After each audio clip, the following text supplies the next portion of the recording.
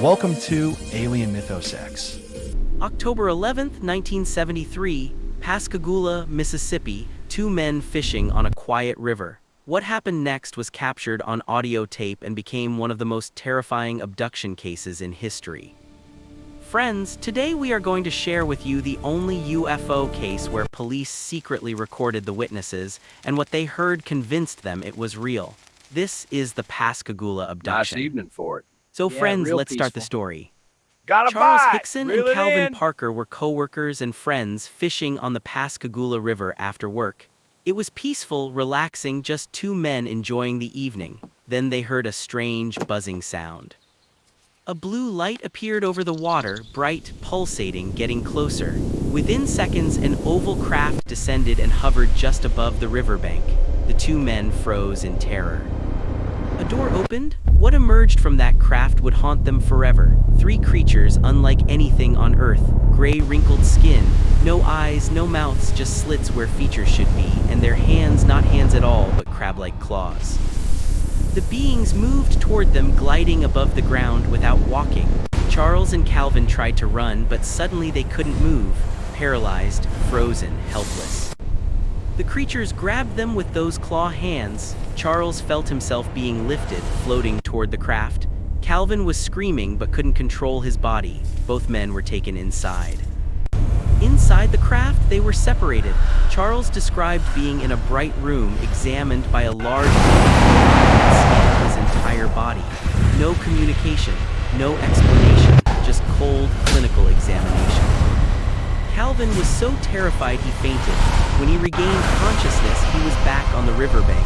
Charles was beside him, trembling. The craft was gone. They sat there in shock, trying to understand what had just happened. Finally, Charles said they had to report this. They drove to the Jackson County Sheriff's Office. The sheriff listened to their story, watching their faces, their shaking hands. These weren't kids. Charles was 42, Calvin was 19. Both were visibly traumatized. The sheriff decided to test them. He left them alone in the interrogation room with a hidden tape recorder running. If they were lying, they would relax and discuss their fake story. Instead, what the tape captured shocked investigators. Calvin was crying, hyperventilating. Charles was trying to calm him down. Their fear was real. Their confusion was genuine. The audio recording proved these men believed every word they were saying.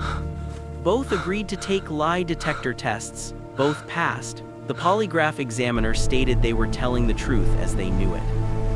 News of the Pascagoula abduction spread quickly. Reporters descended on Mississippi.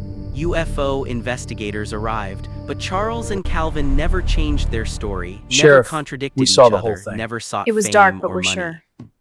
Calvin suffered severe post-traumatic stress for decades. He rarely spoke about that night, the memories too painful.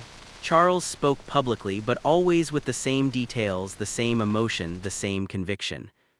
In 2011, before his death, Charles Hickson reaffirmed everything, every detail, the claw creatures, the examination, the terror. He went to his grave insisting it all happened exactly as he described. The hidden audio recording still exists. You can hear the fear in their voices, the confusion, the genuine trauma, two men who experienced something that defied explanation. What took Charles Hickson and Calvin Parker that night on the Pascagoula River? Were they examined by beings from another world? The audio tape suggests they believe they were, and their terror was absolutely real. This is the Pascagoula abduction, only on Alien Mythos X.